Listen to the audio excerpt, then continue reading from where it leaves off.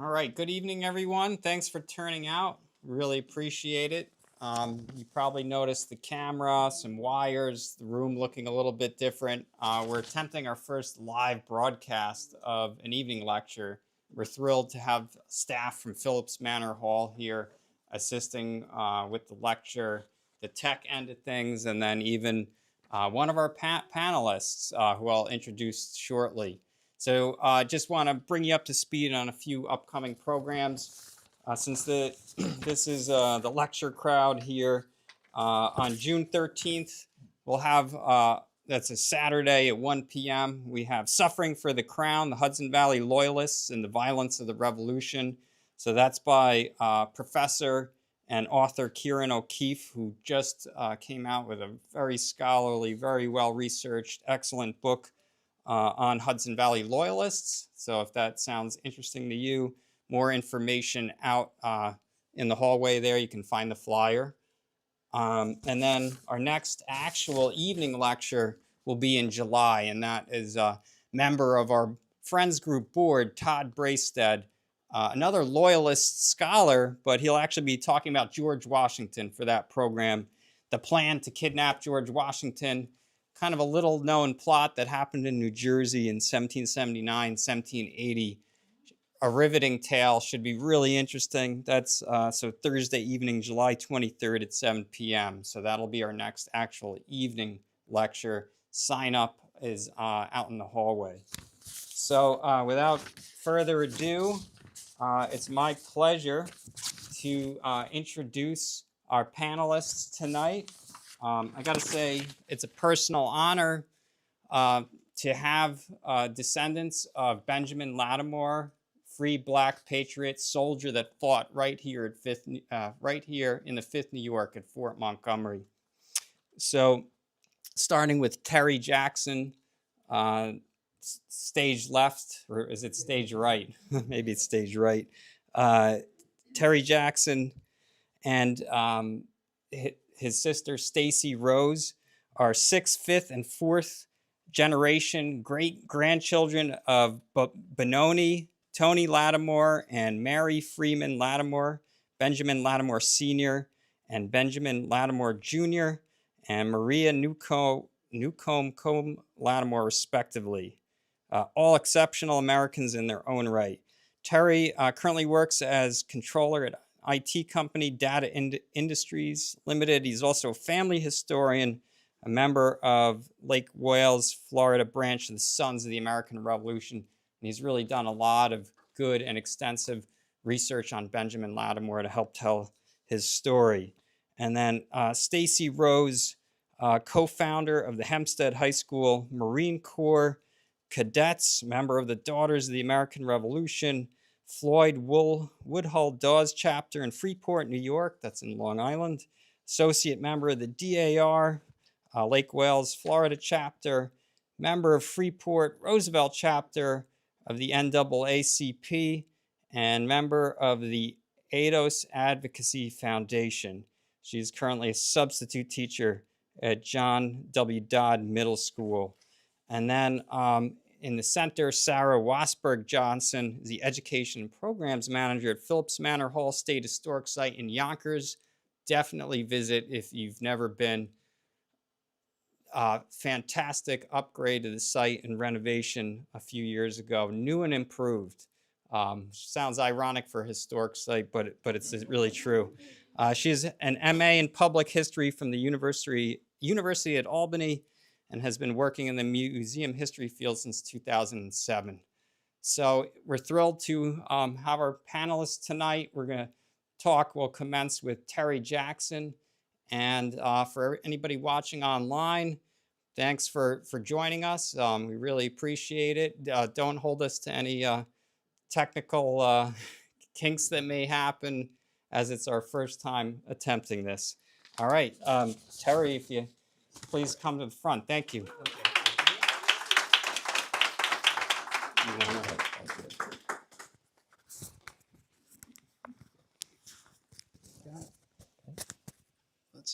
There it is. Okay. Perfect. Okay. Thank you, everyone. We appreciate everyone who's made it here tonight and those online.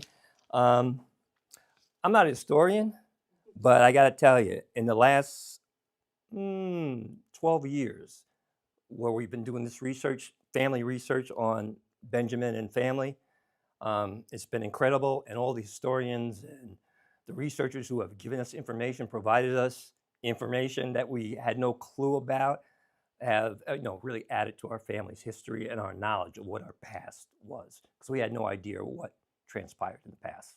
It was never passed down. So we appreciate everything that you guys have done, and I see some of you historians in the room, and I appreciate you guys. So my part of this presentation is to talk about the early life of Benjamin Lattimore. Now, his parents are, oh, okay, sorry. Sorry. Oh, yeah, it's supposed to happen automatically, right? All right. Yeah, let's get that right. Okay, early life of Benjamin Lattimore. But, of course, it wouldn't be a Benjamin without his parents. And his father is named Benoni Lattimore. Not much research was done about him when I first learned about Benjamin, but I got to tell you, in the last couple of years, we've uncovered so much information, have been provided so much information, that we have a clue about how their life progressed over the years, from colonial times up until the time after the war. So just a couple of things here. People think that Benoni is an Italian name, and I thought that. I had no clue. It's actually a Hebrew name, and what it means is the sons of my sorrow, the son of my sorrow. I did read a little bit about that. There was a passage in the Bible which talked about a mother giving birth to a child, and she died in childbirth, so they end up naming the child Benoni. I don't know if that's relative or it makes sense here in this example, but we don't know where his name really came from. And beyond the name, I'm going to tell you about the story of a Black family who literally navigated their lives through the institution of slavery while trying to make a living on the Northeast waterways. And moving along. Okay, early years in Windsor, Connecticut, 1720 to 1750. Now, people want to know what Windsor is. I know you guys all know, but Windsor was settled in 1633. We're going to get back to that a little later because there's a little controversy about that. But Windsor is north of Hartford. You can see from the slide, there's the flag of Windsor with the settled in 1633, and we'll move right along. And on this one, you can see that this is the downtown area of Windsor, and the Historical Society is there. Also, there's a place that's called the Palisado, but I also have seen it as a Palisade, and that is the downtown area. When the colonists first moved into Windsor, they needed protection.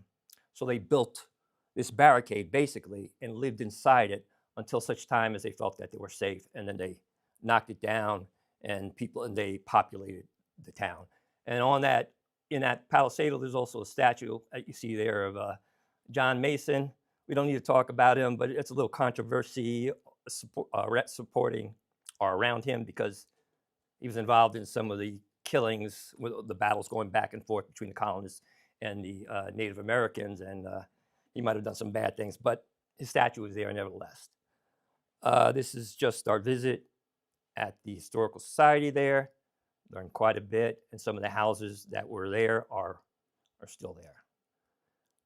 This is one of the first documents that we've uncovered that led us to Windsor. And what this is Captain Roger Newberry's last will and testament. And he wrote it in 1740.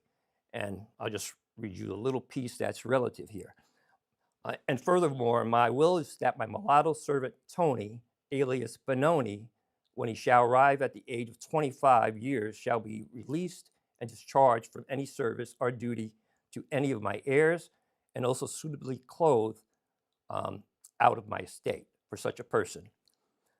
Now, reading that, we all know what that means. Okay, Benoni was enslaved at the time by Captain Roger Newberry. Captain Roger Newberry had a landing that's called Newbridge Landing in Windsor, and he had a business there that he worked with Governor Roger Walcott, who had ferries. He had a landing. They had business there. He had business with others, But that's the one, that connection there is the one that I'm going to tell you about shortly. Let's see, moving along. Oh, this is also in Roger's will, where he assigns a value to Benoni, 120 pounds. So I guess he did an inventory, and enslaved people had a value, because for whatever reasons, we can all imagine why, but he was assigned 120 pounds. So who was Captain Roger Newberry? I'm going to be brief. This is a lot of information on the slide. He was born in 1706. He was a grandson of Thomas Newberry, who helped to establish Windsor. Now, Thomas Newberry was coming from Dorchester, Massachusetts, with his wife.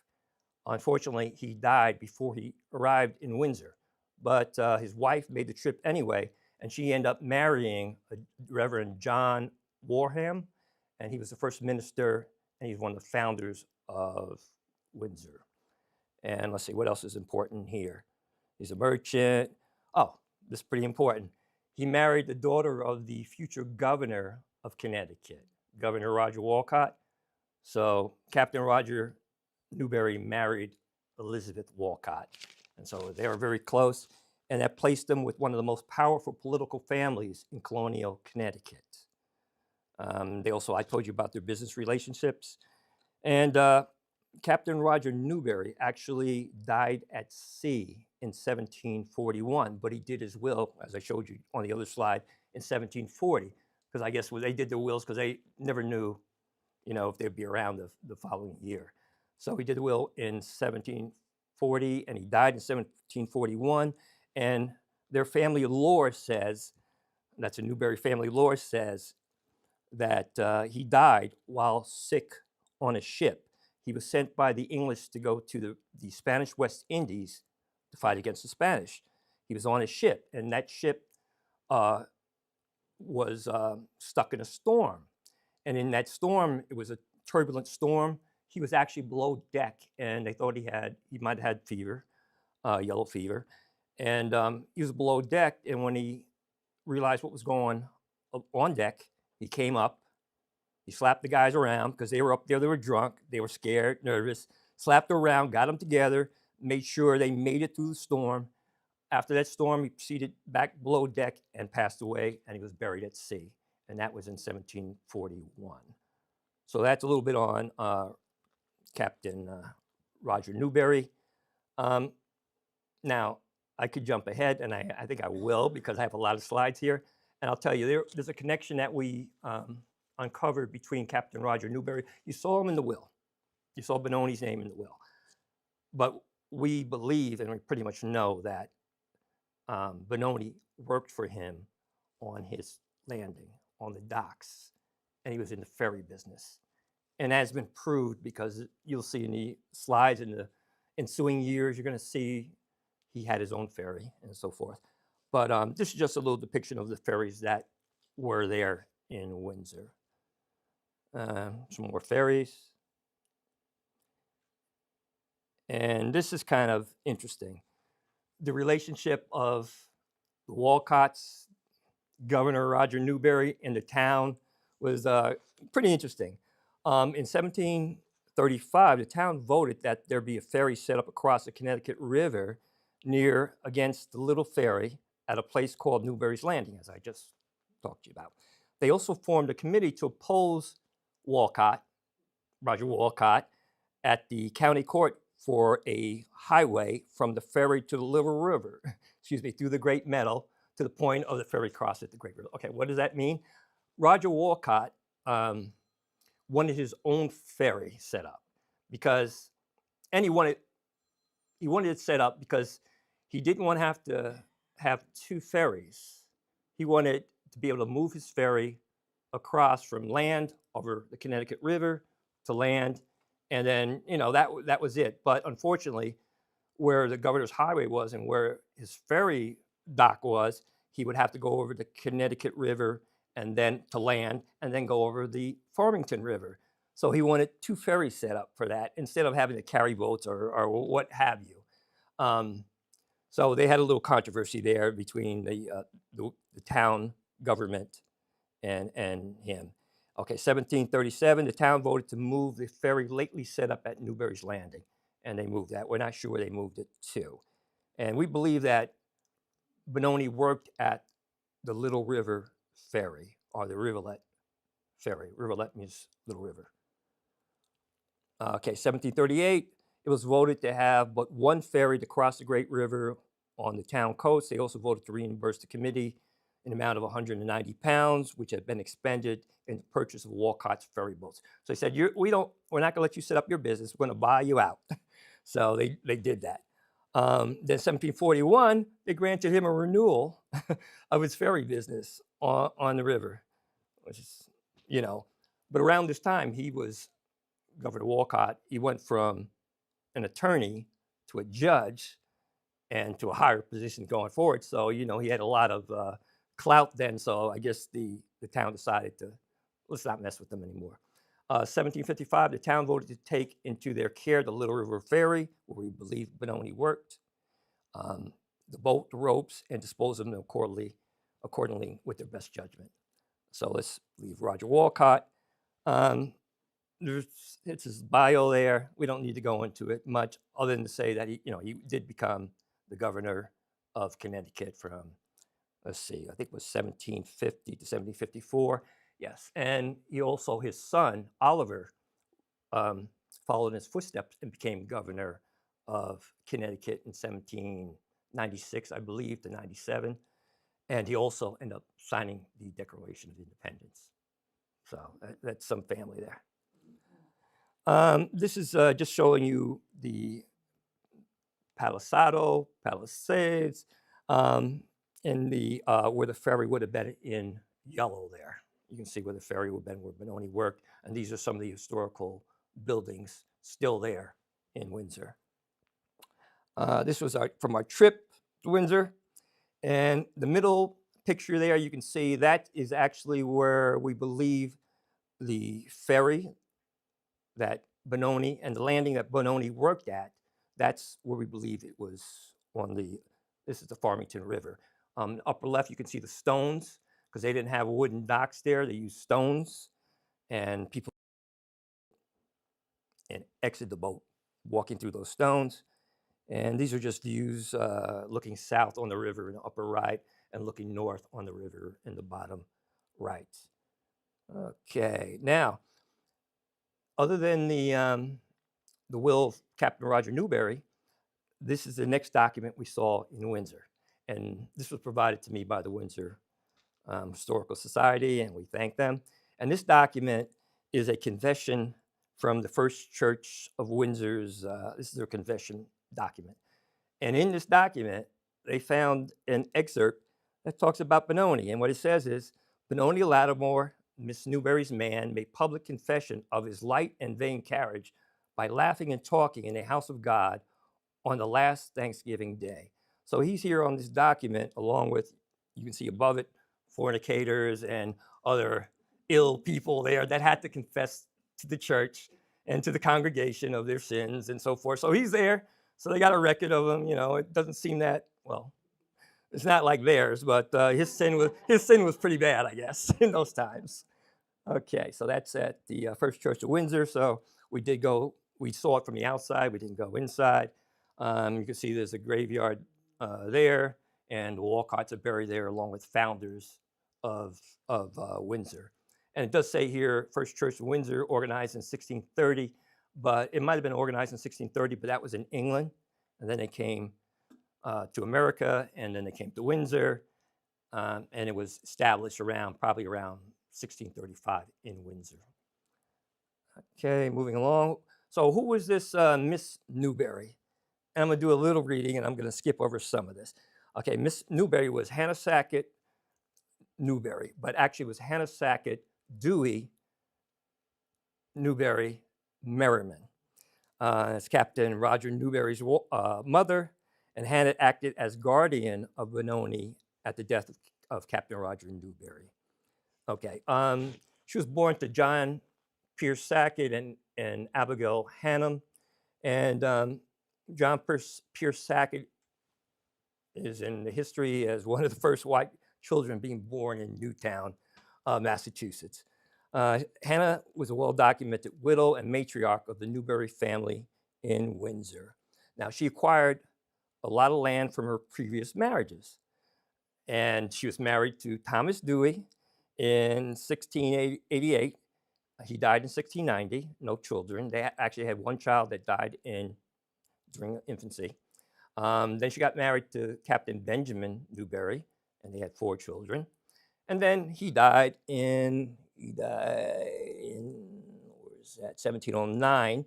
And then she married for third husband, Captain John Merriman, who already had 8 children from 2 other marriages. So they entered the marriage with 12 kids. And Hannah went and lived with them. And she assumed that they're going to make it work, but it didn't work because he was never around. She had to watch 12 kids, but can you imagine? And I don't think they were living in estates with multiple rooms. I don't know. It might have been 12 kids in like 2 rooms, 3 rooms. I don't know how many rooms, but it must have been chaos. She said, this is not working. But she was smart. Before she got into the marriage, she had him sign a prenup. Because they had prenups back then.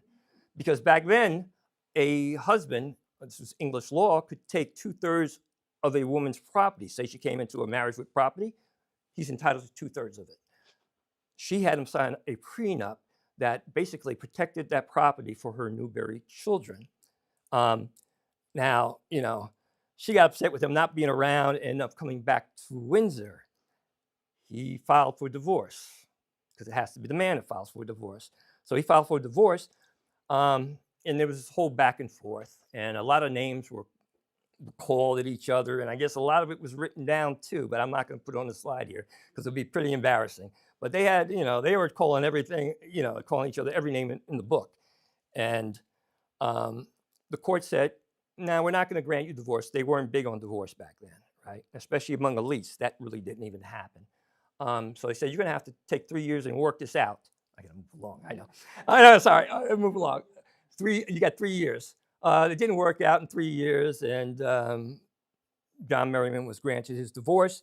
And the case was notable because it was one of the first times that a woman was given a divorce and able to use the system to keep most of her property when she left the divorce. Okay, and this is where she came back to, we'll move along, Thomas Dewey's house that she lived in Windsor after his death. And she probably, this was back then. Okay, now this is another document we found. It's a Windsor land deed. And this is from a purchase of Solomon Clerk by Hannah Sackett Newberry. And what's notable on this is that Benoni Lattimore is identified as a witness on this document from 1745. Enslaved people could not be witnesses. They weren't part of the legal system, not in a good way. And so he's identified on this document as a witness. So we believe he was free then. And this is 1745. And if you remember in the will, said that he'll be freed at 25. Okay, so working back, we believe he was born around 1720. Okay, so he's in there as a witness. Now, the property that he's a witness to, which was bought by Hannah Sackett, she actually gives to him, and this is the document of her, this is the deed of her giving that property to Benoni in 1748, which is pretty amazing. So she was really looking out for him. She dies the next year in 1749, and her estate has over 1,000 acres of property on it, and her estate is probated by her daughter-in-law, Elizabeth Walcott, and the Honorable Roger Walcott, the governor. And this you can see, we're going to breeze through this, but Benoni owes the estate 50 pounds. I think he had paid part of it because it says they're giving Roger Walcott's daughters 39 pounds. So I guess he might have had the money to pay that. Now he shows up in the history books in Rhode Island, surprisingly, and this is new information. We knew he got married in Rhode Island, but that's all we knew about it. So he's in Rhode Island from 1750 to 1756, and he ends up in this book that we found, that someone provided to us. He's working for John Bannister in Newport. And you can see this book here is the Life and Accounts of Colonial Merchant John Bannister of Newport. And just to give you a little background on John Bannister, he's one of Newport's founding fathers. He's a leading merchant, shipbuilder, landowner, privateer, smuggler, wharf owner, and slave trader. He's also notable that he married the granddaughter of Governor Benedict Arnold. You know who that is. So in his book, they actually identify Benoni, and it's highlighted. You can see the highlight there. Benoni's there with 4 other workers who are bringing stone to work on to help build Bannister's houses and work on his projects. So he's identified here, and this was provided recently, which is pretty amazing. This is the Bannister house, which is still standing there. I think it's under renovation right now. And we believe that those stones that they brought might have been used to build the foundation of this house. You can see in the picture there. If you were to arrive on water to Newport, along with the wharfs there, you would see Bannister's Wharf. He had that there because he was a merchant. He got goods from all around the world, and he sold them there at his wharf, and it still stands, and it's a tourist location. Now, while Benoni was there working for John Bannister, that wasn't all he was doing. He must have been going out, meeting people and so forth, and he ends up meeting a young lady, Mary Freeman, and they get married in 1753, and these are 3 of the documents that support that. They got married. This is new news that I just learned recently, and thank those who made this possible. I didn't know that they stayed after they got married, but Benoni and Mary were living in Newport when they had a daughter in 1753. So we see Bridget, and she's born there in January 1755, and she's identified as Negro in Trinity Church. And what's interesting to me about the Trinity Church in this document here is that they got married at a Congregational church in Newport, and now they're getting a baptism at the Trinity Church. In John Bannister's book, it says that he owns a pew there. He paid for a pew there. So he's a church member at this church. He got married there. His 2 kids got baptized there. And Benoni and Mary bring their daughter there to get baptized. I mean, I don't know because there's no document, but it seems like there's some type of relationship there. It's not just worker to to boss. So it's just interesting to say. But before I leave that, Benoni was freed, we believe, in 1745, right? So he's a free man, only a couple of years free when he goes up to Newport. So what's interesting about this is that he's freed. He doesn't really know how to navigate. I'm sure it's not like a person who escaped from the South who would be freed and then you'd be really scared or worried.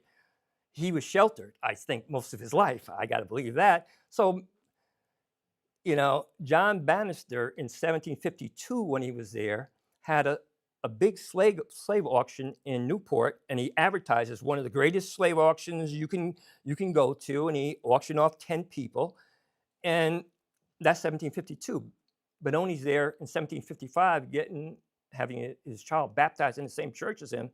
So, it makes you wonder about that dynamic there. He wasn't concerned.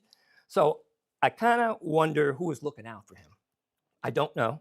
But when Hannah died, he was still young, who was looking out for him those years between Windsor and Newport? And the only one I can think of is Governor Roger Wolcott. I'll have to prove it. It has to be written somewhere. I've looked for it. I haven't seen it yet, but I don't know who else would be. It wouldn't have been it wouldn't be Governor Roger Wolcott's daughter because she had kids. So I don't know. It's just something to think about. I'm moving along. Okay, now we're in Wethersfield. We're going to move right through Wethersfield. Okay, they moved to Wethersfield from Newport. This is just the downtown area. You can see Wethersfield is south of Hartford. You guys know that. So the thing that was interesting is the feud. And I'm sure most of you or all you know about the feud. And I didn't know about this, but we did a presentation in Wethersfield, and we had come from Windsor, and people were looking at us weird, like, what's your problem and this and that. We didn't know about it. There's a battle here, and you can see in that little upper right-hand corner there, you see this little box there, and it says, "Greetings to Old Wethersfield from Older Windsor." And that probably rubs up some people the wrong way. And I'm sure not here because I think this is a neutral site here in Fort Montgomery. But if we were in Windsor, they would be, yeah, that's right. And if we were in Wethersfield, they'd be like, I don't think so. And one of them was set up as a trading post. So I'm not going to get in that. And one was made a town. And yeah, I'm not going to get in that, but I'll just say it's a feud. And while they're in Wethersfield, they have 3 children, Abigail in 56, Mary in 58, and Roger in 60. And of course, there's more deeds, there's more property. This one, Benoni buys property from Nathaniel Griswold, 30 rods and 16.5 feet is 1 rod. So you can see it's a big property. And he pays 14 pounds there. Now, this one is very interesting, and we're going to move through it. Benoni sells the property that Hannah gave him to Elijah and Abigail Lattimore in 1761. That's for 105 pounds. So Elijah and Lattimore are in Wethersfield. He's in Wethersfield. He sells that property to them up in Windsor. Then Benoni buys property from Elijah and Abigail in Wethersfield. And it's for the same price. So basically, it's a trade of property. So I'm wondering, who's this? There must be some type of relationship here with Elijah and Abigail for them to do this transaction. And we're going to get to that. So who are Elijah and Abigail? Okay, I got to move along. But Elijah and Abigail were both children of Luther and Bezalel Lattimore, who were brothers. Their father was Sergeant John Lattimore. Their grandfather was John the Settler, who founded Hartford along with others, and then came to Wethersfield. And John the Settler is notable because, you could say it that way, because in his will, he identified one of the first times it was identified in a will in Wethersfield of slave ownership. And he had a Native American, a black woman, and a child, and he has it in the will. So that's not being notable in a good way, but that's the family. So it's possible that Benoni is the half-brother of Elijah. Okay, this is the family tree. This is just some of the genealogies and biographies. This was written by, authored by Henry Reed Stiles. And here he has the Lattimores, however you want to spell it, in Wethersfield. And you can see there, you got John, that's John, Sergeant John, Bezalel, Luther, Eliza, and then far right, before you got to the next family, you got Benoni. So he puts them in with the Lattimores. So, and here you go, Benoni's children in with the Lattimores in Wethersfield. So you got to believe there's some relationship there. And our belief is that he is the child of Luther, and Luther had him with an enslaved woman. It's not documented, probably never was, probably never will be, but that's what our belief is Luther. So maybe one day we'll get some more information and see what we see. This is another deed. Okay, what Benoni sells his property in Wethersfield to Samuel Rose, a property he bought from Elijah and Abigail. He sells to Samuel Rose. Samuel Rose is a constable and a public official and a property owner in Wethersfield. Then this piece of information, which Sarah's going to talk to, we believe that Benjamin Lattimore, because this is what this presentation is all about, Benjamin Lattimore mainly, but we're giving you background, he says in his pension document after the Revolutionary War that he was born in Wethersfield. He might have spelled it Withersfield, and he might have said Rhode Island, but he meant Wethersfield in New York, and in January 1762. So it's not in the Wethersfield records, but he's probably too little to be in the records, and they moved to Ulster County. So that's my belief anyway. So they moved to Ulster County, and they're in Ulster County from 1762 to when Benoni passes away. And you can see where Marlborough is there, and they lived in the town of Marlborough, and specifically Milton in Marlborough. We find another document. This is just recent. Thank you. This document, I had no clue about this one. This is Samuel Lattimore's will. And in the will, he identifies Benoni as being owed 7 pounds, 10 shillings. Okay. I mean, case closed, basically. But, you know, I mean, this is just too much of a coincidence. Okay, this one, Benoni goes back. He sells the property in Wethersfield to a Dr. Ezekiel Porter. The property he bought for 20 pounds, 14 pounds, he sells for 20. He makes a little profit there. Ezekiel Porter was a prominent surgeon in Wethersfield, and whose skills and compassion, according to legend, helped those day and night. And there's a Porter Belton house that's still there right now. It's a historic site that was built in 1755. Benoni sets up a ferry in Milton. And this is a nice map that I was provided that shows where the location is. Okay, that's on the Hudson. And this is one of the books that was written about the town of Marlborough, and they referred to Benoni's ferry in this. And we're going to move along, because even though I was given 5 minutes by Sarah, I think I've probably gone through that. Blew through that. Okay, this is another one that talks to the ferry. This is a map that was made by Christopher Coles. There's an atlas, and it shows where the Lattimore ferry is and the Halleck ferry. And there's to the right there, you see the Milton ferry. And in writing, I've seen Milton ferry and Lattimore ferry kind of together. So it could have been one and the same. These are other articles that were written about the ferry. This is the Kingston Daily Freeman. This Poughkeepsie Journal talks about the ferry. This is what it looks like today there, where the ferry was, in Milton Landing Park. This is our visit to the Milton Landing Park. And if you look in the top left, where the ferry was, you could look across to the east side of the Hudson. And this is just below Poughkeepsie. And these are just views of it from up high, looking east and west where the ferry was. And this one, I'm just going to read this quick. The history of the town of Marlborough, they talk about ancient roads. There is, let's skip along. At my earliest recollection, it was standing. So there's a stone house close to the road. At my earliest recollection, it was standing, and a colored family lived in it. And it seems that the road then passed on till it came to a large chestnut tree. So there was a house, and it was below the ferry. And we believe, and what I've read, Benoni and family lived in that house. And it was a stone house. And it kind of makes sense because Benoni was learning how to build stone houses with John Bannister up in Newport. This is way the upper pictures show the way the depot looks now. The two lower are historical.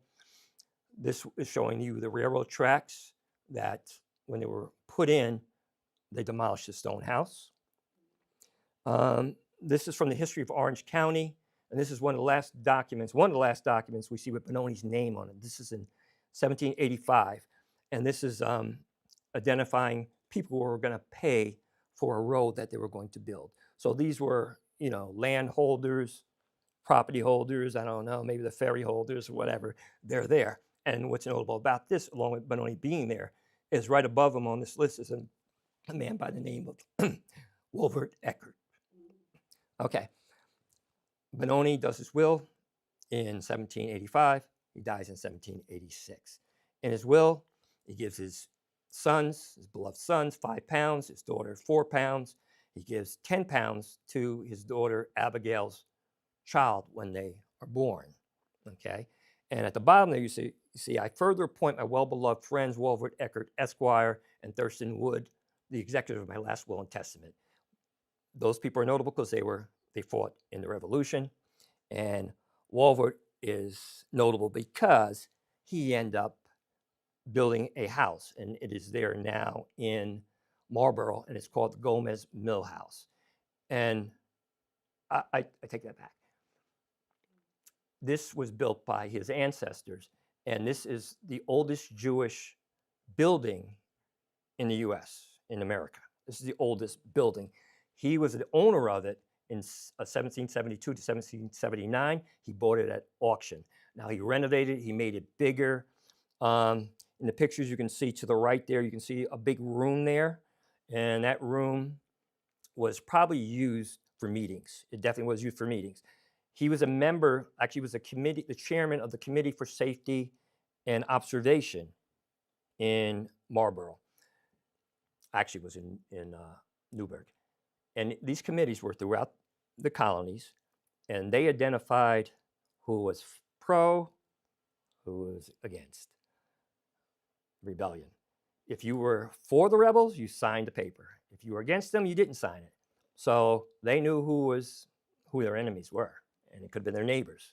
And that was done throughout the colony. Walter Eckert also had several mills, and he ran a ferry also on the Hudson, and he was a good friend of Benoni and family. And this is our trip to there, where you see the heart-shaped knocker, the horseshoe-shaped knocker on the right, the houses, the mill, Elsa. And we're getting near the end here. Okay, so not only was the Gomez Mill House an Acker property, but his ancestor, Wolfert Acker, built the house in Terrytown, which was then bought and expanded into an estate by Washington Irving. And Washington Irving wrote a book about Wolfert called Wolfert's Roost. And he loved it so much, the view of the Hudson and so forth. And you can see him there in his study and picture there. And you can see to the right there, the way it looks today, and a reenactor on the bottom there. So there's a connection there between Washington Irving and the Ackers. Okay, getting there. Wise men once said, we are the sum of all our life experiences. And if this is true, then the Newberrys, Walcotts, and Lattimores were responsible for the influencing and shaping of the life of Benoni, Lattimore, and his descendants as they became prominent citizens, landholders, and abolitionists, and did their best to make America a better place for all her people. And I couldn't leave without giving some thanks. I have to thank Grant Miller at Washington's headquarters, Julie O'Connor, Albany historian, Laurie Weiss, Saratoga historian and researcher, Michelle Tom at the Windsor Historical Society, Martha Smart and Julie Johnson at the Weathersfield Historical Society, Erin Von Holt-Gilbert at the Marbleton Historic Preservation Commission, the Hurley's Heritage Society, the Ulster Garden Club, Sarah Washburg, here at the Philipse Manor Hall, Peter, and the late Stephen Belinsky, who was a pioneering social historian in Albany. And I thank you, and I'm going to pass this on to Sarah now. Sorry for going over my time.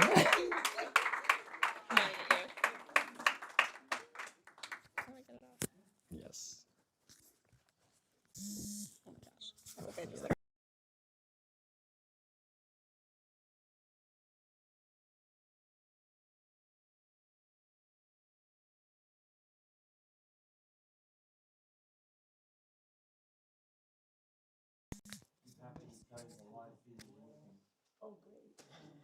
Okay.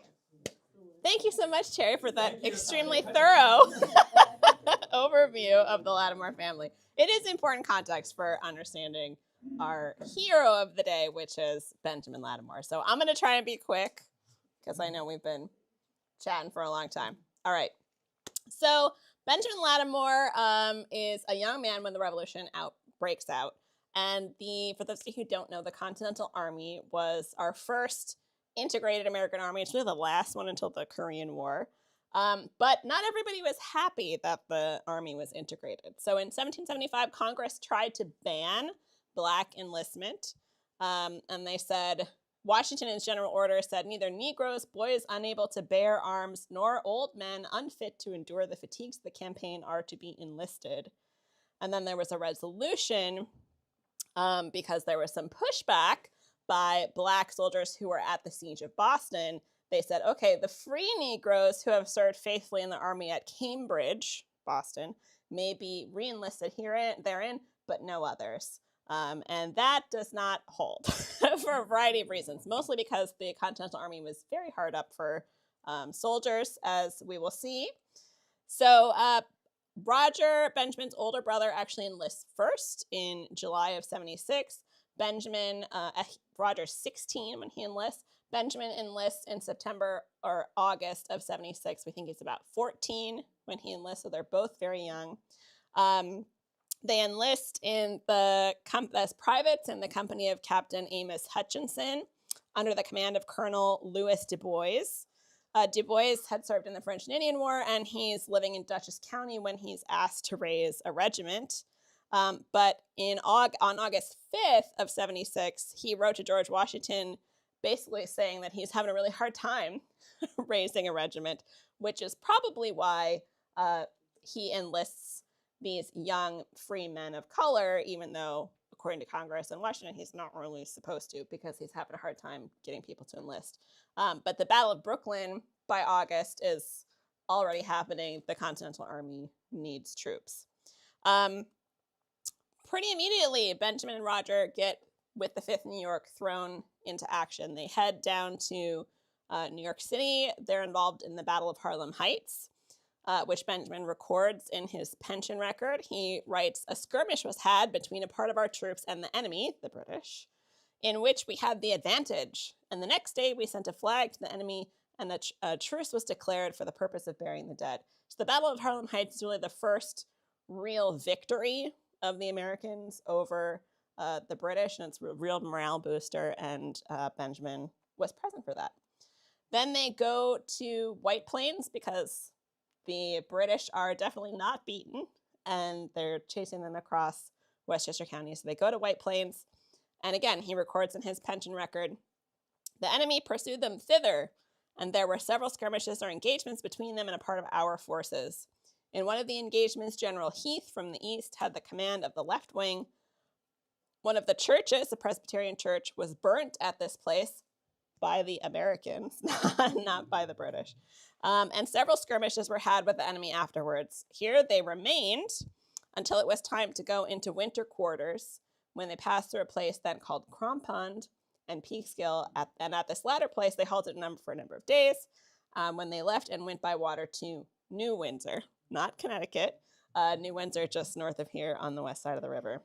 But here, the declarant, that's Benjamin, was taken sick and had permission to go home, which he did. So we don't know what he's sick with, but he goes home to Marlborough for the winter, basically. He comes back in the spring. He and Roger are stationed with the 5th New York at Fort Montgomery. And he writes that there they remain. So he comes back in April of 77, and they remain at Fort Montgomery without being disturbed or having any engagement with the enemy until in October the following. And he has a pretty good record of the Battle of Fort Montgomery. I'm assuming most of you are familiar with it. It's when the British, assisted by Beverly Robinson, who married a Philipse, this is kind of how I got into this whole rabbit hole here, attacks the fort, and Roger and Benjamin are both present. So Benjamin says, before they, the British, arrived at the fort, George Clinton set out different attachments of men to meet them, and a fire was kept up between them and the enemy until our men returned to the fort. Shortly after, orders were given by George Clinton to stop firing, as the enemy had sent a flag by Colonel Campbell. The colonel approached near one of the gates of the fort and was met on the outside of the fort by Governor Clinton and Dr. Cook.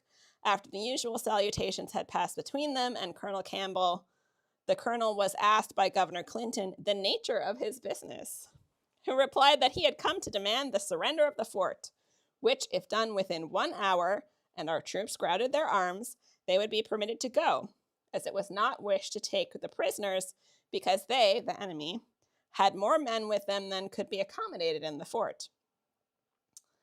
And Governor Clinton replied that the fort would not be surrendered so long as he had a man able to fire a gun. Colonel Campbell then said he would eat his supper and would sleep, and which, it is not recollected, in the fort that night or in hell. Then they parted. An attack was made on the fort by the enemy and was defended until 6 or 7 o'clock p.m. when it was taken. And that's a very mild way of saying that, because Benjamin Lattimore was actually captured in the Battle of Fort Montgomery. He's one of 237 privates that were captured, in addition to some of the officers. A bunch of the officers and Roger, his older brother, actually escaped. So the prisoners were kept at the fort until the spring of 78. Then they went by water on the Hudson River to New York City, and they end up at Kingsbridge, which is the former Fort Washington and Fort Independence, which had been American fortifications taken over by the British, and that's kind of the British stronghold in Upper Manhattan and the Bronx for the rest of the war.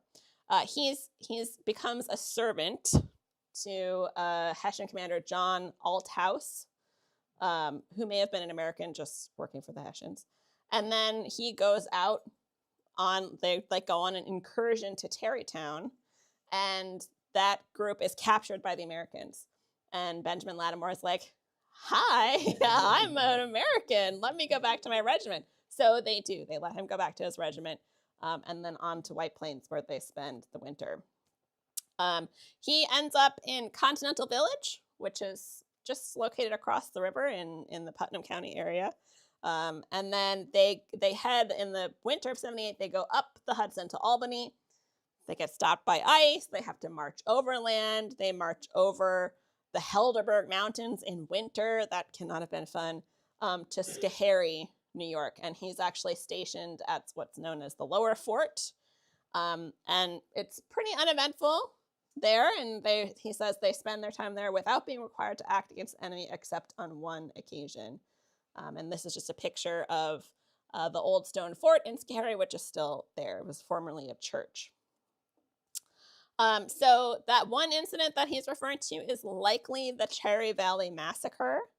And then in the spring of 78, they head to Johnstown, where they spend a few months kind of guarding Sir William Johnson's estate. And then they go, it's got all this, if you want to read the pension record, it's on National Archives, but they are there when Clinton sets up Clinton's Dam so they could go by water to Tioga. That's when they get the news of Anthony Wayne retaking Stony Point. And then he participates in the Sullivan-Clinton campaign, which destroys a bunch of Haudenosaunee settlements in the Mohawk Valley and chases the Loyalist or the British allied Haudenosaunee into Fort Niagara. And he also participates in the Battle of Newtown, which is pictured here. And then he's done with his service. For whatever reason, he does not re-enlist. He musters out, he says October, there's a document that says August. He goes back to Marlborough. His brother Roger stays until 1780 and then joins up in the New York militia and then the New York levies. And then we kind of lose track of what happens to Roger. We don't really know what happens to him. But we do know what happens to Benjamin. So he goes to Poughkeepsie for a while. Then he ends up in Albany. He works as a carter. And I think because of his Revolutionary War service, he becomes a real community leader. He purchases land from Elizabeth Schuyler in 1811 to found the Albany African School, which was the first school for children of African descent in Albany. That same year, he also founds the Albany African Society. He shows up with a petition in front of the New York State Legislature in 1916, asking for their school to be incorporated, which is approved. That same year, he also helps found the Albany African Temperance Society and the Albany African Methodist Episcopal Church. But somebody must not have liked all the work that he was doing, because he basically has to go and prove that he's free. So he is called to appear before the Albany Court of Common Pleas to basically prove that he is a free man. And the Albany County Archives has, I've put up the script version here, but he's basically somebody has to swear, Garrett V. Denison Esquire. Being sworn says that he has known Benjamin Lattimore for a number of years and has no doubt that he is a free man, and that said Benjamin supports an irreproachable character for integrity and uprightness, and further says that Benjamin Lattimore, sorry, they cut that part off. Okay, that part is cut off. But then Benjamin Lattimore himself is called to swear and says that he is 59 years of age and he was born in the town of Wethersfield in the state of Connecticut, and that he has lived in the city of Albany for 26 years and is a member of the First Presbyterian Church under the pastoral care of the Reverend A.J. Stansbury. And he further says that he is freeborn, is not now, nor never was held as a slave in the state of New York or any other state. And then this is very interesting because it, the judge signs it and then gives a description of him, which is really our only description of him. And it says that the said Benjamin is about 6 feet high, a mulatto, a thin, spare man with hazel eyes, born in the town of Wethersfield in the state of Connecticut, is 59 years of age and was born free. So he was born free, but he does get to see the end of slavery in New York. And he is very early involved in the abolition efforts in Albany. He is friends with and serves on committees with Nathaniel Paul, who's an important reverend, pastor, preacher in Albany. And he is also involved in planning the celebrations to celebrate the end of slavery in New York, which ends on July 4th, 1827. So it's actually our anniversary year is coming up next year. And Nathaniel Paul gives a sermon on July 5th, in part because I think they did not want to attract negative attention from the white community by celebrating on July 4th, and also because they wanted to be separate from the Declaration of Independence, which did not initially include them. So Nathaniel Paul has this great sermon. It's been published. You can read it online. But I like this quote. It says, "But strange as the idea may seem, or paradoxical as it may appear to those acquainted with the constitution of the government, or who have read the bold declaration of this nation's independence, yet it is a fact that neither can be denied or controverted that in the United States of America, at the expiration of 50 years after its becoming a free and independent nation, there are no less than 1,500,000 human beings still in a state of unconditional vassalage." So not in New York by this point, but definitely in the rest of the country. So this is setting up for Benjamin's eldest son, Benjamin Lattimore Jr. So I'm going to turn it over to Stacey to talk about him and his abolition work. Thank you.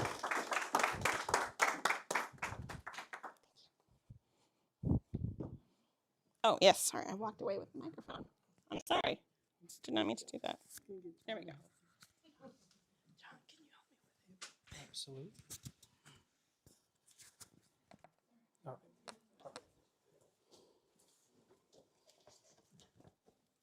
Hello there. A quick thank you to, just going to say, it's a great honor to be here to give voice to some of our ancestors.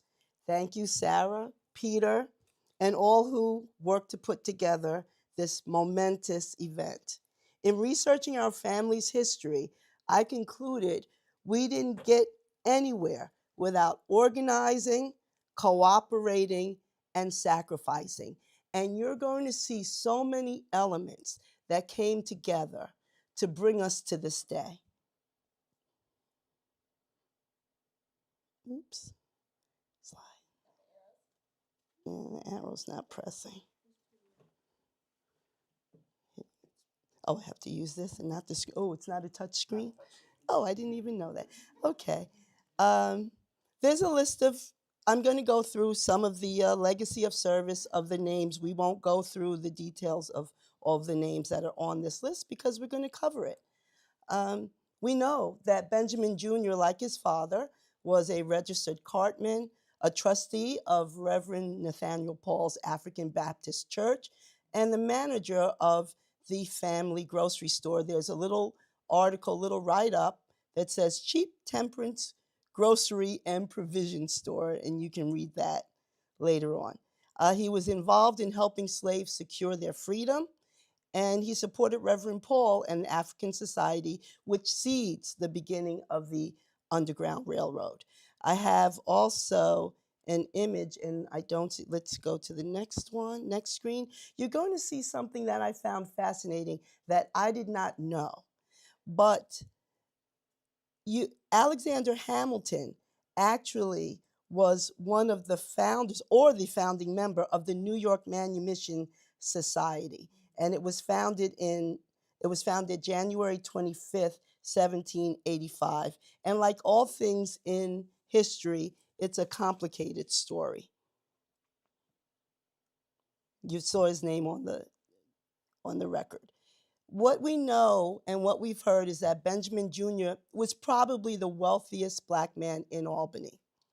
In his late 30s, Benjamin married Maria Coe, she was also Maria Newcomb. Their marriage would last almost 40 years, and they were both active in the African Baptist Church and the emerging Underground Railroad. So there's an image of Maria Coe. Of course, she's a little bit older there. What you see with these images are Abigail and Lydia Mott, a young Susan B. Anthony, and a young Frederick Douglass, all part of the Underground Railroad movement.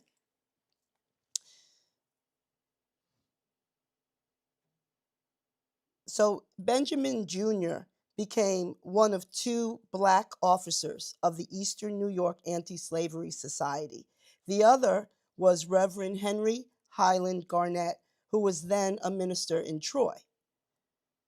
So here's an image of Henry Highland Garnett. So to see all of these people who were coming together is fascinating.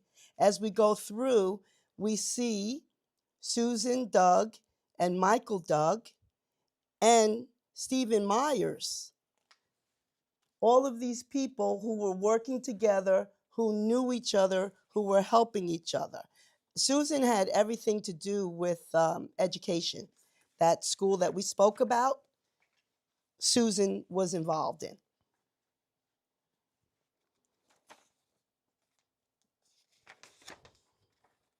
Sorry. Okay. So, an image that we may not have here. What I'm going to show you is when Maria and Benjamin married, and after Benjamin sold the property in Albany, they bought property in Monroe. The image you see here is just what remains of the house that they lived in on their farm. So what we know is in 1847, Benjamin sold his property in Albany and spent $3,000 to purchase an initial 50 acres in Monroe, where he and Maria raised their 11 children on what was described as an outstanding orchard and farm. I don't have the map here, but the Lattimore farm was situated south of Glen Falls and a mile below Reynolds Corner, and it had a direct route to the Hudson River, which would play a pivotal role in the Underground Railroad, helping people get to Canada. So they raised their 11 children, Sarah Ann, who's going to be quite important in this story, Julia Maria, Charles Stewart.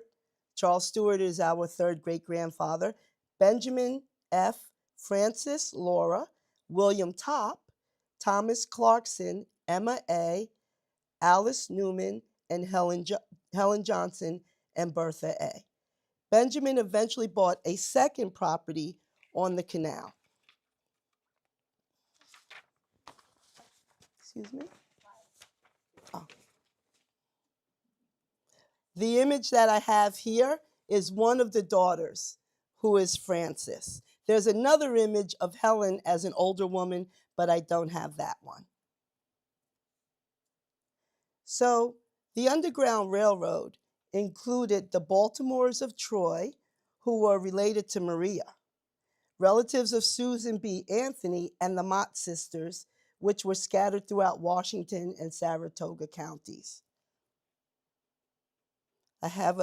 There's a slide here that the image is actually of Solomon Northup holding his wife, and we know the story of Solomon Northup.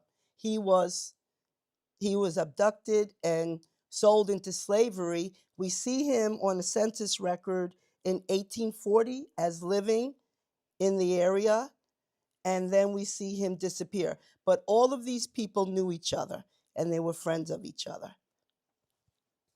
Next, we have the Colored Convention. Let's see. Within 5 years, the first Colored Convention was held in Philadelphia. It would focus on abolition, education, and later civil rights after the war. It started small, but would become a powerful political force for free blacks. Attendees at the colored convention: Albany's Benjamin Lattimore Jr., Captain Samuel Sam the Black Schuyler, and March sloop owners who sailed the Hudson River. I don't have the image of, I have an image of Schuyler, but it's not in this slide presentation. Sarah Ann Lattimore, again, the daughter of Maria and Benjamin Lattimore Jr., married in 1858 to John Seller Martin. She's the oldest daughter, and they met in Buffalo, New York. Martin was a fiery anti-slavery orator who had himself escaped Southern slavery, became a protege of Frederick Douglass. Martin disclosed he had been in a secret meeting with John Brown, Frederick Douglass, and Harriet Tubman, where the plan to raid Harper's Ferry was devised in an attempt to start a slave revolt. I have the image of John Brown and Harriet Tubman in my presentation, but it's not here.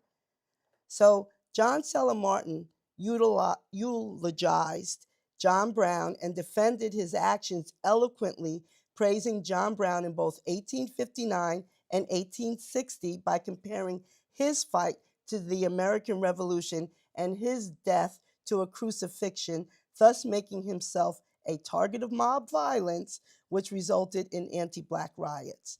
Martin became the pastor of a couple of churches, one white and then a Black anti-slavery church, Joy Street Baptist Church. Part of his sermon, in quotes, "The simple fact is this prejudice and prescription in free society during the time of slavery kept the white people away from the Negroes so that they knew and still know but little of colored people, and the slaveholder, through knowing better, found it in his interest to keep the knowledge to himself." I'm going to fast forward a bit through a lot of who John Seller Martin was, but remember, Sarah Ann was beside him through most of his life as an abolitionist. But special thing about Sarah is they moved to Boston soon after their marriage, where she founded a fugitive aid society to assist people seeking freedom. Upon the death of John Seller, she returned to Washington, D.C., where she taught art in the colored schools until her death in 1891. An amazing fact is that she and her daughter Josephine were the only two witnesses present at Frederick Douglass's second marriage to Helen Pitts. There's also her obituary, which explains a bit of her life.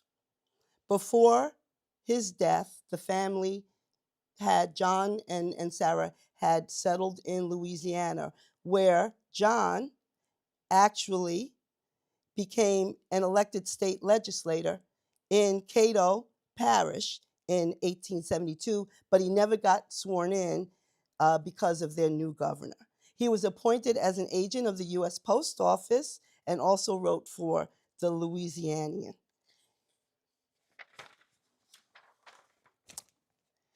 And now we get to William Topp, another son of Benjamin Jr. He was born in 1844. We believe that that blue arrow is pointed to him in this image, but he was named after his father's good friend, William Topp, another Black man who was part of the Underground Railroad.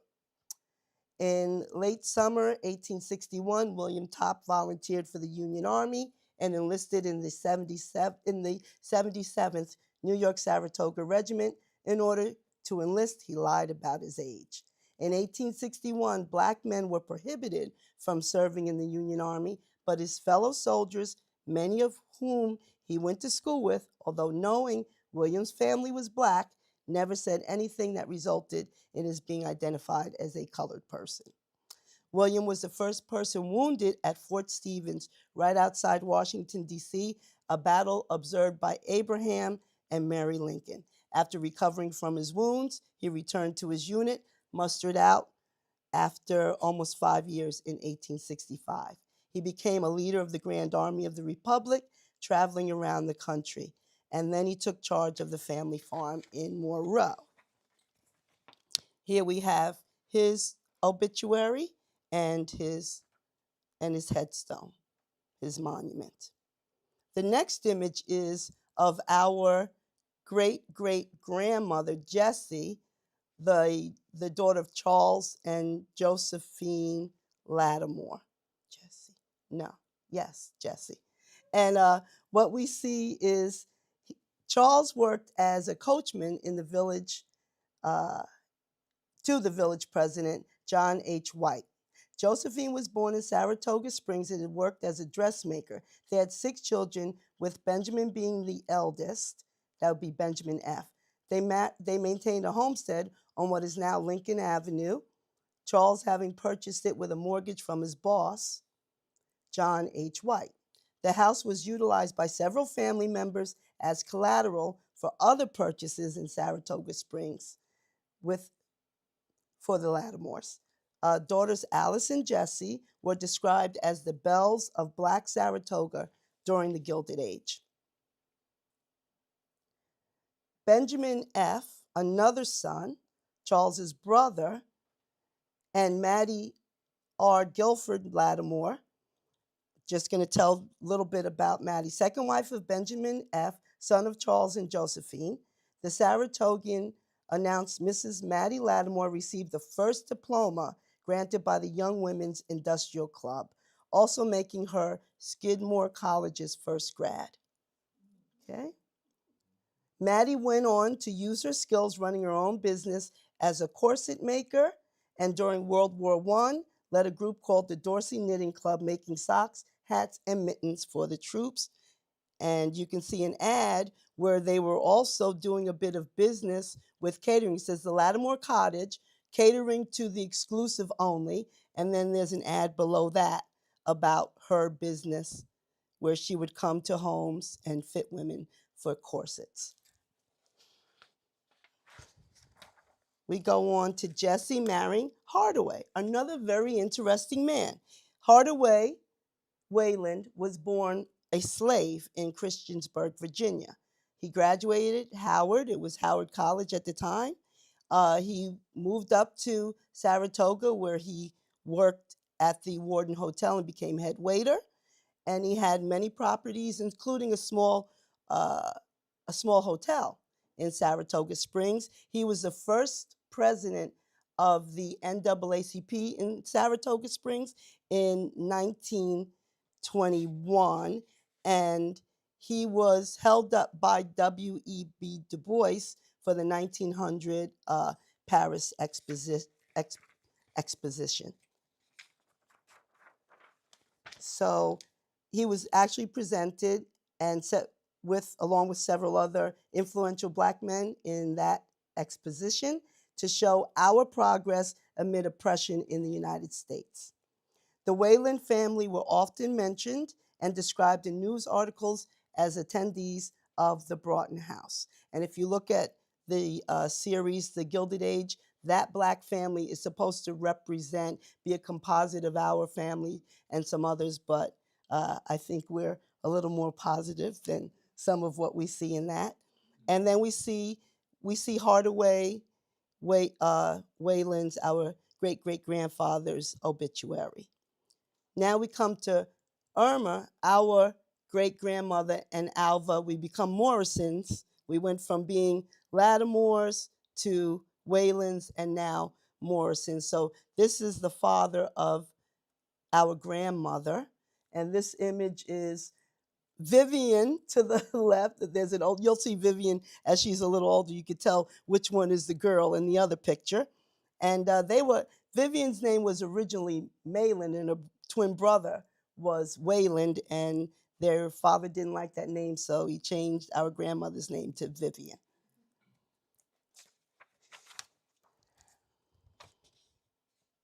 So we are going to see how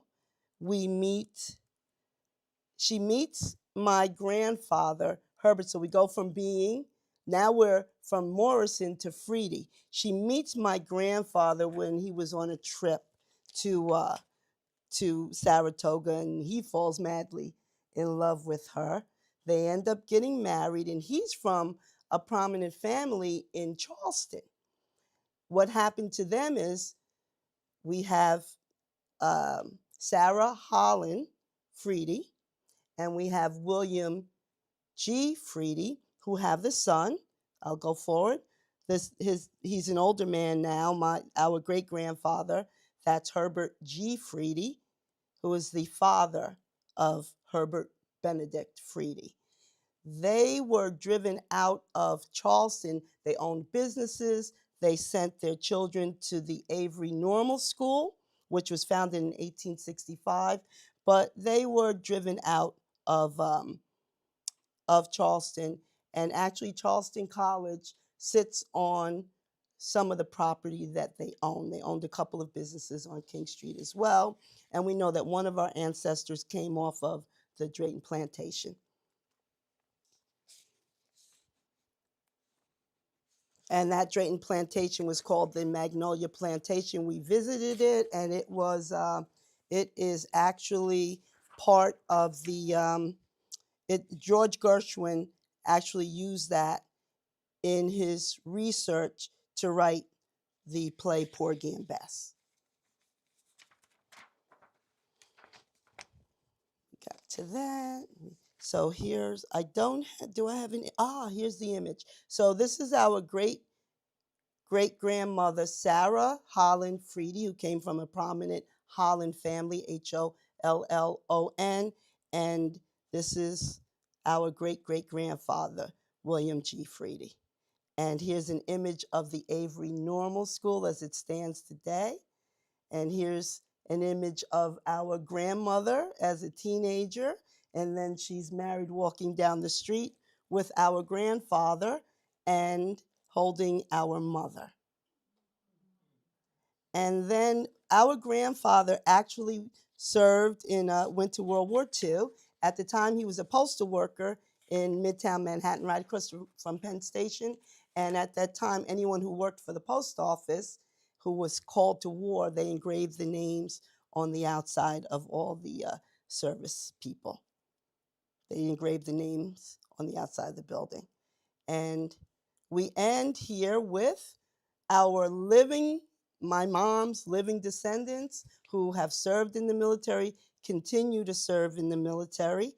The top being my younger brother, William, and his son, Desmond, and our niece, my sister who's here, her daughter, older brother, David, and a nephew, Demetrius. And here's my brother who was part of the P-3 anti-submarine stuff. He was always in the air, although he was in the Navy. And here's an image of Terry's daughter and her great-great-great-grandmother. And when she wears her hair pinned back, she looks eerily similar. Thank you so much.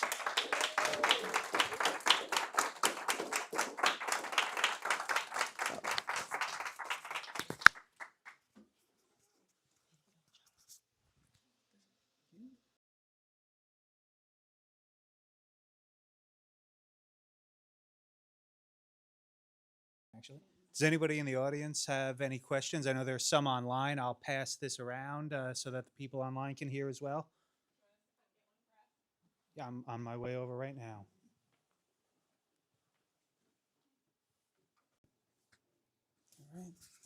All right, here we go. I'm not exactly sure which ancestor I'm referring to, but why would a northern abolitionist have moved to Louisiana? What was the question? I understand. You're referring to John Seller Martin. Yes. John Seller Martin was from North Carolina. He was a runaway slave. So this is where we meet North and South. So South came up. They met in Buffalo, correct, Terry? Sarah and John Seller Martin met in Buffalo. And then they got married, and she traveled all over. I didn't fill in all of the details. Some of the slides were cut out, Okay. but they had gone to England multiple times. He was actually a pastor at a church in England as well. So John Seller Martin is a subject in and of himself. Understood. Thank you. You're welcome. Anybody else have any questions in the in-person audience? No, nobody else? Oh, Peter's got a question. Okay. Thank you. So Benoni Lattimore, Benjamin Lattimore's father. Sorry if I missed this. Do we know that he was born free, or is that? No, he wasn't born free because. So when did he? Maybe I missed it. When did he get his freedom? We located him in the will of Captain Roger Newberry, and his will was written in 1740. And he said in his will that when Benoni, because he had him enslaved, we don't know how he got to Captain Roger Newberry. He didn't change his name to Newberry. He kept Lattimore. So most likely, we figure he came from Wethersfield and from that family in Wethersfield. And maybe they couldn't keep him, we don't know, or whatever. Or maybe Captain Roger Newberry needed someone to work the docks, the landing, and they gave him whatever, we don't know. But he was given his freedom at age 25, and age 25 was in 1745. So most likely he was born in 1720, and he was freed in 1745. And did you uncover any information or develop any theories as to what inspired the owner to grant Benoni his freedom? That's a good question. No. It would be nice to find something, but and I guess we could go back and look at Newberry family members, whether they had enslaved people or not, and maybe that would be a sign. Because as far as we know, he's the only enslaved person that was within that family. So we're not sure, but Yeah. we hope to one day find Yeah, out more interesting. information.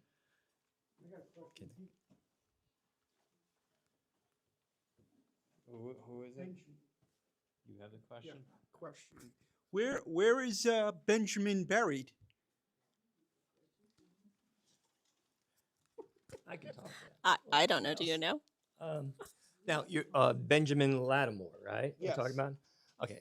Benjamin Lattimore was buried at a church cemetery in Albany. And when they were doing renovations in the city, digging up bodies, a lot of bodies were moved to the Albany Rural Cemetery. And if you believe some of the articles that we know the lot that supposedly he was buried in, lot 49, we've been there a number of times. But if you look at certain articles, it says, oh, well, the headstone might have fallen off a cart and the body, we don't know. So we really don't know, but I'm of the impression that the bodies were probably moved there and you don't see the headstones because a lot of the headstones are underground. So that's my belief that he's there. We don't have any proof that he was anywhere else. Yes. I saw an article, Lloyd Stewart, who's associated with I think the Van Vranken family. I saw an article where 19 remains were lost on their way from Washington, what's now, I think, Washington Park, to the Albany Rural Cemetery. And they believe that 2 of those remains, one was Benjamin Sr., and one was His daughter-in-law, I believe. Yeah, so we're really not sure. Anybody else in the audience have questions?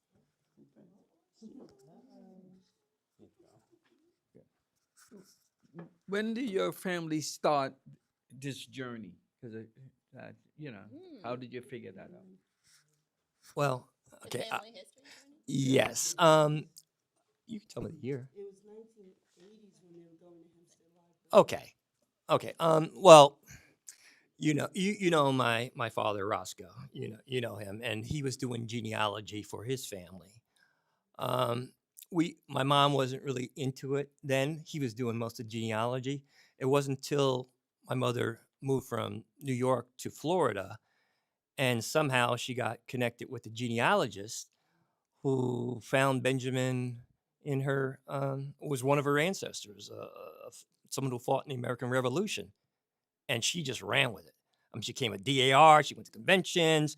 She found out so much more information. Then the family got involved, and I want to say I got involved in 2014.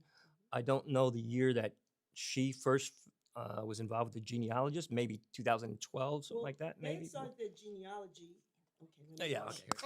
They had started their genealogy with Joyzetta and Julius Pierce, who also founded the African American Museum in Hempstead, New York.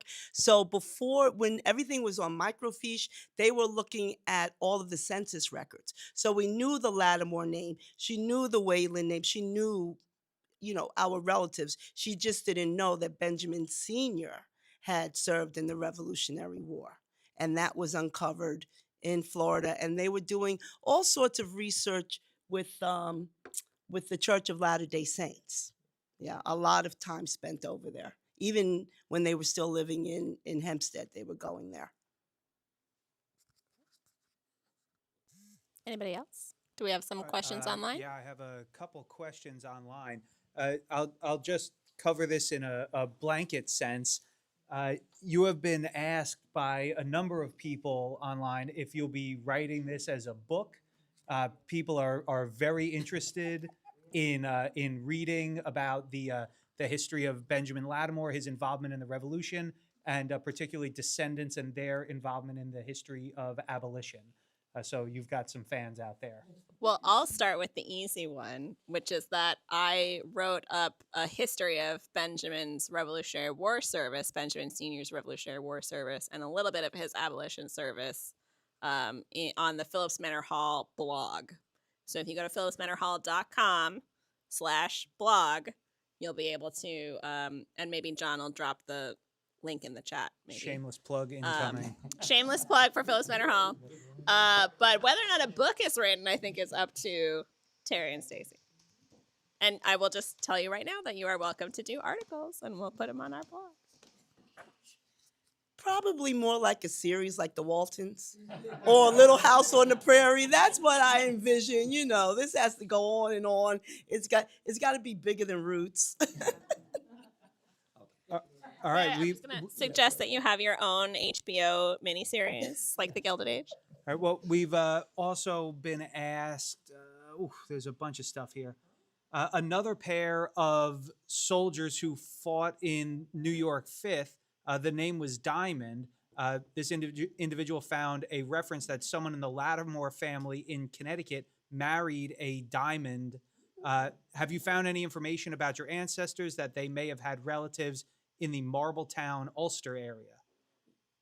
I'm from Marbletown and I'm a historian. Is that from Zach? Rita. Yep, that's who it is. Rita Crevia. Please email me. Here, There you can talk right to it. Oh. So there were some other black men who served in the Revolution whose name is sometimes transcribed as Diamond, but it's also more likely Dumond. The Dumonds are also known as the last enslaver of Sojourner Truth. And I am a historian. I live in Marbletown. I was inspired by Sarah's article after visiting Albany Rural Cemetery when I saw that Benjamin Lattimore enlisted in Ulster County, and I was like, full stop. Let's dig into the Ulster County background. So I am willing to help, and you're putting my email into the chat, right? Yes, Perfect. Thank you. Thank you, Erin. And hang tight 1 second. I'm a terrible multitasker. Let me send this email out, and I have another question. All right, here we go.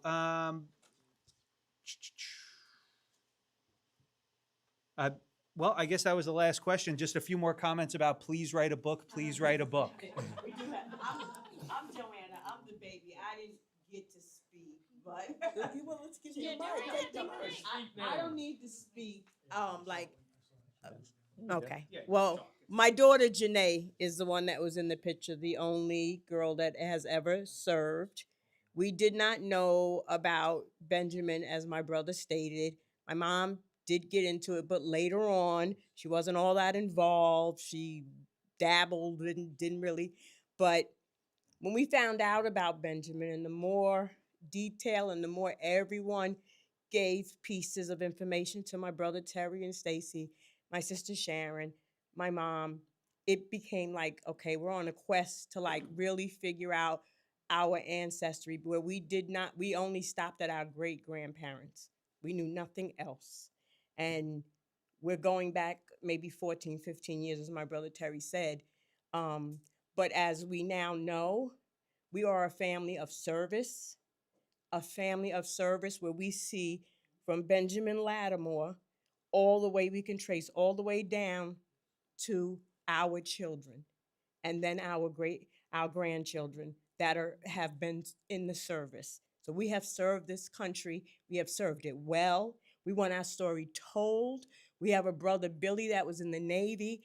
He works for CBS. So I'm quite sure we're trying to get him when he retires to maybe do a documentary, editing something. But the story should be told. It is a beautiful, wonderful story for us as a family, and for people to add to it and keep adding to it. We truly appreciate it, really. And for all of you to come out tonight, it is humbling. And I say that because my mom has been gone for 2 years, but this was something she was so much invested in, that she wanted to make sure we were part of the daughters of the revolution, the sons of the revolution, the grandchildren. She pushed it. I think I was the last holdout until I went to Florida. She made the woman come and make me sign, and she signed the check. But my mom is looking down, and I'm telling you, just to know that everyone else knew about Benjamin Lattimore and we didn't, and now to know that we do know and that people are still adding to the story, is just unbelievable. And yes, the story should be told. Maybe there's a writer in here, but I'm quite sure my brother definitely, Billy, who's in Texas, does editing and movies and sports and everything. So we hope one day that will happen. But thank you, everybody who also gave information.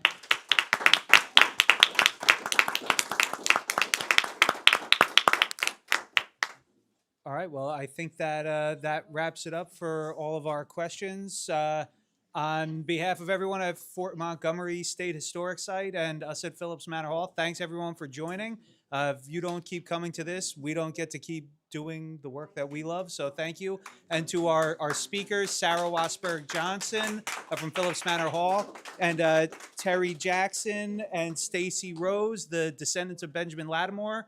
Hopefully we'll see you out there sometime soon. Have a good night, everybody. Thank you. Good job, Sarah. You cut it so short. Terry had so much he kept adding. He's like, and I found this out today. And then I found this out last night. And then the day before yesterday. I know.